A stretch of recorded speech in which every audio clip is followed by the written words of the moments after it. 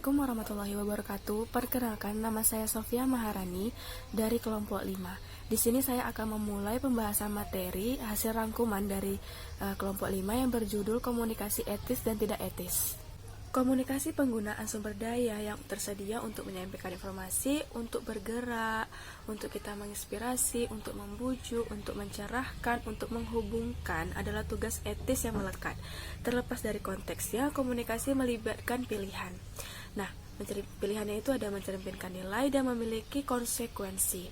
Ketiga kunci elemen tersebut membentuk dasar dari susunan etisnya. Etika adalah studi tentang nilai-nilai, tentang apa yang lebih atau kurang penting, tentang kebaikan, pedoman, dan norma perilaku. Etika menyediakan kerangka kerja atau alat untuk mengenali dan menilai pilihan yang tersedia, dan juga untuk membedakan antara jalur yang lebih atau kurang dibenarkan secara moral dalam situasi tertentu. Beberapa pendekatan etika komunikasi berfokus terutama pada tugas, kewajiban, dan hak, dan juga tanggung jawab. Sementara yang lain lebih menekankan pentingnya sifat disposisional dan kemampuan terkait, yang oleh banyak orang disebut juga sebagai kebajikan. Beberapa sarjana etika komunikasi memperoleh pedoman dari komunitas. Yang lain juga menekankan pentingnya otoritas. Sementara yang lain juga beralih terutama kepada individu untuk mendapatkan wawasan etis. Beberapa perspektif tentang etika komunikasi berfokus pada narasi, sementara yang lain menampilkan alasan dan argumen, dan juga yang lainnya mengintegrasikan pendekatan pemahaman dan pengambilan keputusan. Saya Rio Dwi Saputra dari kelompok 5. Di sini saya akan membacakan 3 poin. Yang pertama, kaitan histori antara komunikasi dan etika. Poin kedua, elemen kunci komunikasi etis. Yang ketiga, pilihan hak, pilihan moral, dan tanggung jawab. Baik, saya akan membacakan poin yang pertama, yaitu kaitan histori antara komunikasi dan etika. Kaitan histori antara komunikasi dan etika, yaitu komunikasi tidak etis telah menjadi salah satu senjata perang berpotensi berbahaya bagi umat manusia.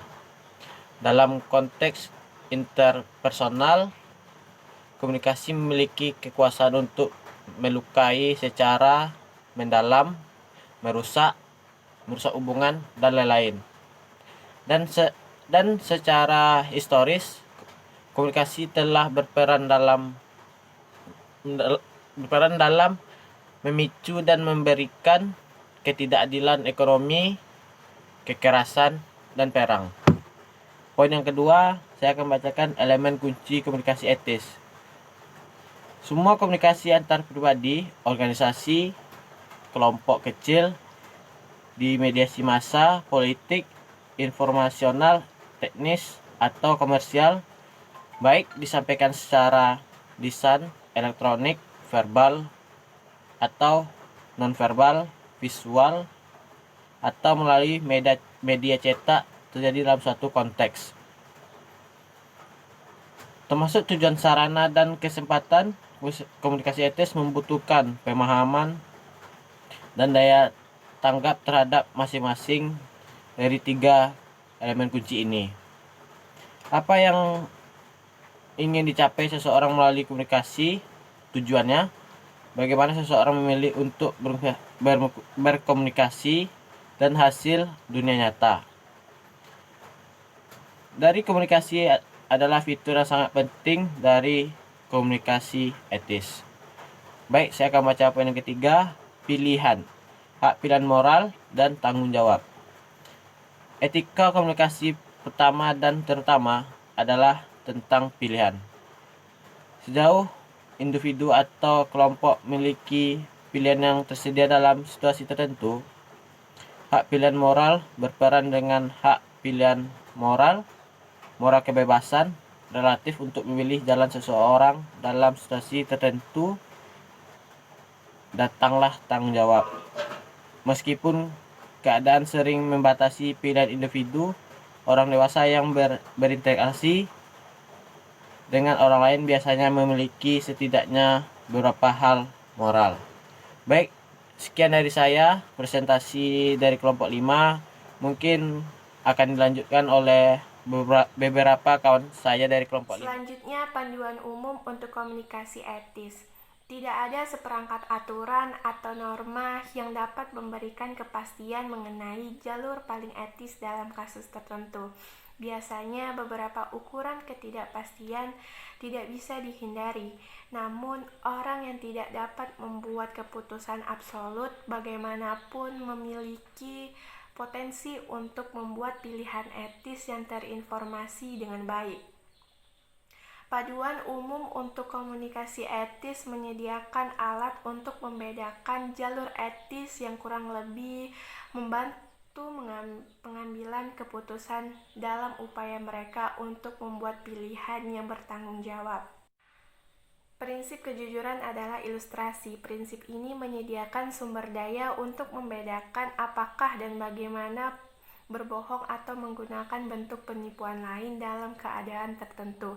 Meskipun prinsip tidak dapat memberikan kepastian mengenai pilihan etis yang seringkali sulit ini, penerapan pedoman umum ini pada kasus-kasus tertentu memfasilitasi pemahaman yang bertanggung jawab dan bijaksana mengenai pilihan yang tersedia.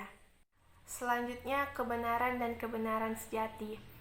Prinsip kejujuran dan peranannya dalam memandu tindakan komunikatif penting untuk membedakan kebenaran di satu sisi dan kejujuran di sisi lain. Yang pertama adalah usaha yang penting tetapi rumit. Pencarian kebenaran mengambil banyak bentuk, dari pencarian pengetahuan yang dapat dikenali mengenai materi dunia di satu sisi, pencarian wawasan dan data transenden yang mendalam di sisi lain. Kebenaran terkait erat dengan pencarian kebenaran semacam itu, antara lain pencarian kebenaran bergantung pada kebenaran orang-orang. Dalam dunia yang saling bergantung secara global saat ini, hubungan kejujuran dengan kebenaran sangat penting. Misalnya, pemahaman tentang masalah lingkungan yang kompleks seperti yang terkait dengan bukti pemanasan global, masalah kebijakan dan penggunaan dan kepemilikan lahan, masalah alokasi sumber daya, keberlanjutan, kebijakan energi, dan sebagainya, memerlukan akses ke informasi yang dapat diverifikasi secara ilmiah. Representasi yang benar dan informasi ini akan menjadi instrumen untuk pengambil keputusan yang bertanggung jawab dan beralasan. Selanjutnya ada prinsip kejujuran. Prinsip kebenaran tidak begitu terkait dengan kebenaran itu sendiri, melainkan dengan kejujuran. Prinsip tersebut memberikan 4 langkah yang berbeda tetapi terkait untuk membedakan apakah penipuan dibenarkan secara moral dalam kasus tertentu. Alasan mengapa kejujuran memiliki anggapan yang menguntungkannya di seluruh konteks komunikasi adalah resiko yang melekat yang terkait dengan kebohongan dan bentuk penipuan lainnya, misalnya keputusan untuk menipu orang lain, pasti beresiko membahayakan kepercayaan yang sangat penting untuk hubungan yang langgeng. Sekalipun kepercayaan itu dirusak, sulit untuk dipulihkan kembali.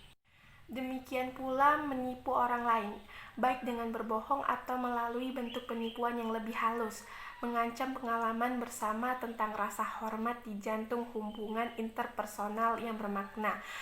Penggunaan penipuan bahkan untuk tujuan yang paling mulia juga beresiko merusak pengambilan keputusan yang terinformasi dan masuk akal.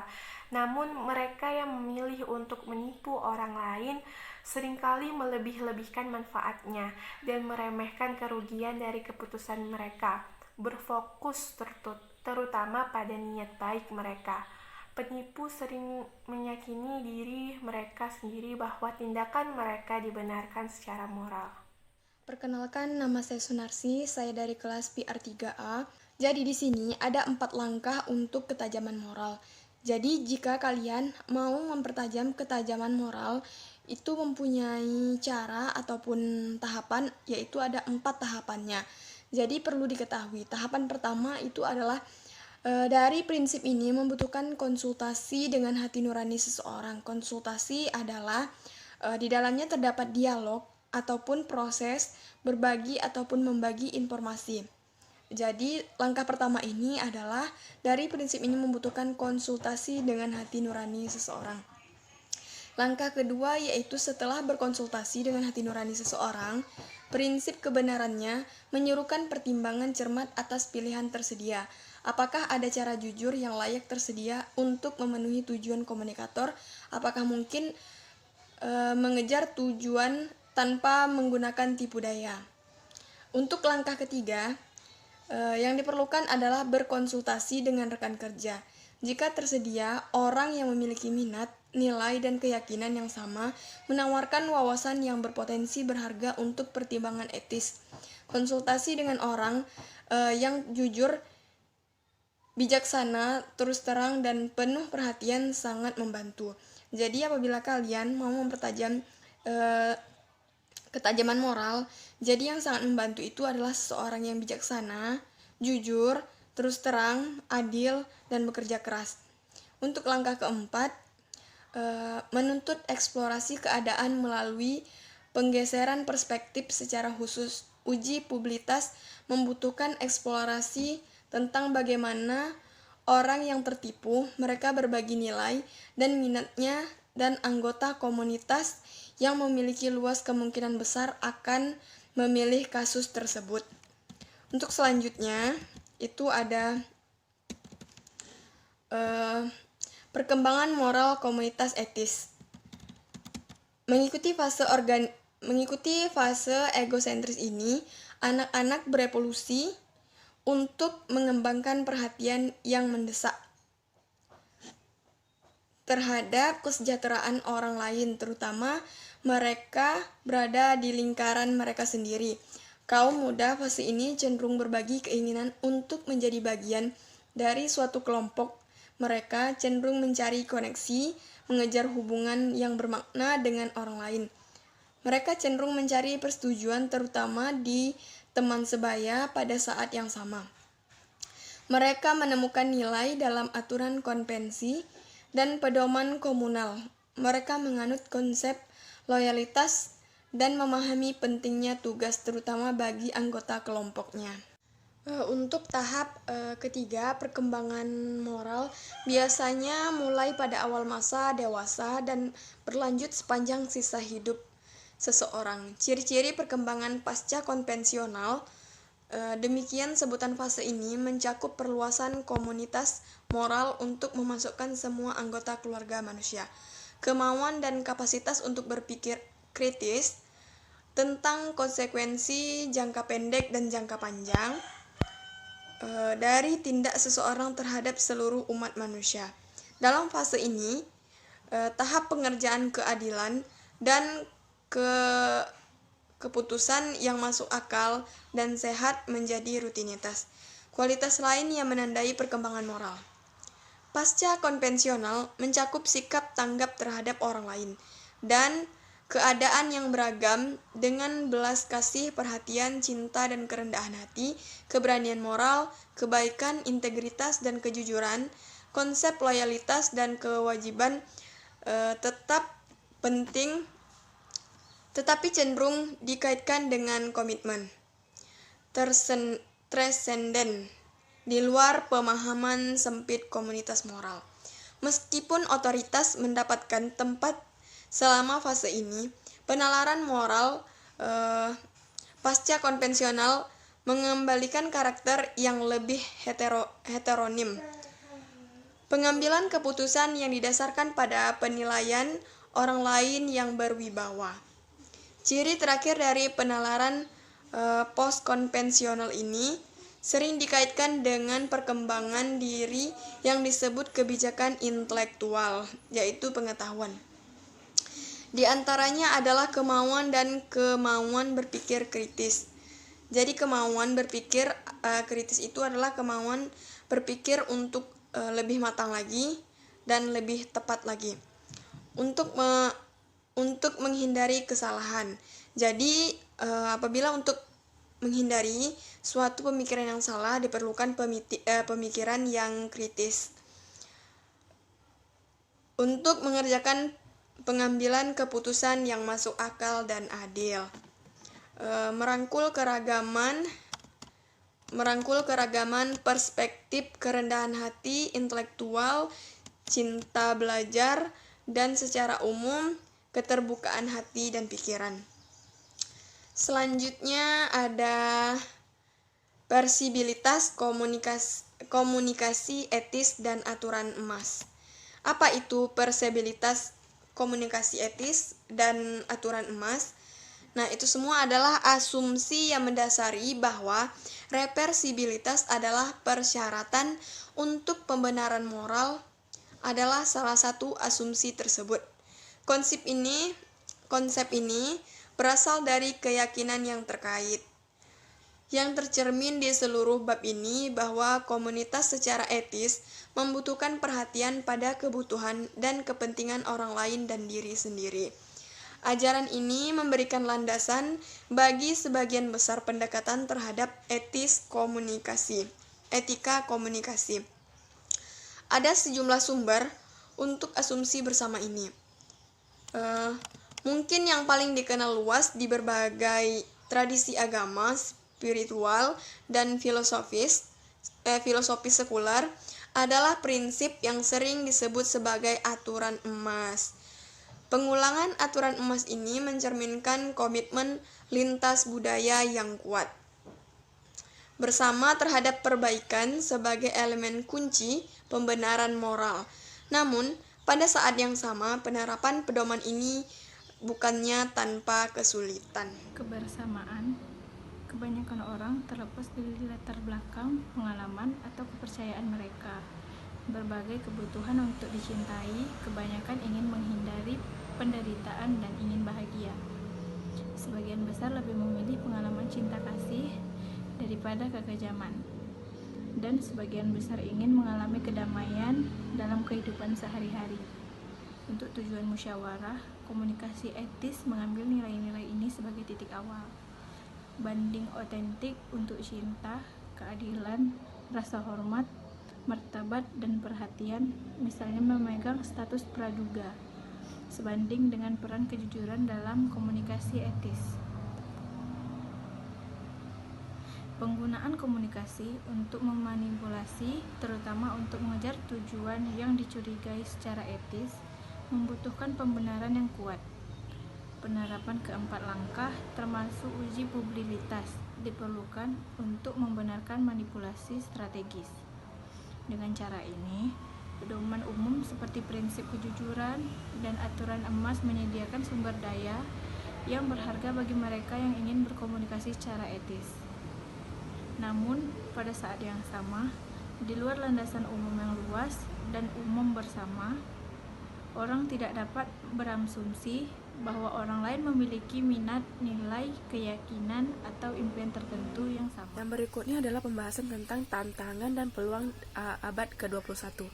Orang-orang di seluruh dunia saat ini melintasi batas budaya sebagai hal yang biasa.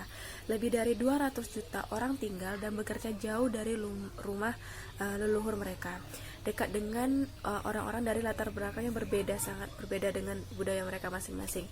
Melalui internet dan teknologi komunikasi lainnya, cadangan informasi yang sangat banyak dan perspektif yang sangat beragam dikirimkan kepada orang-orang dari berbagai latar belakang yang sangat beragam dari seluruh dunia setiap harinya.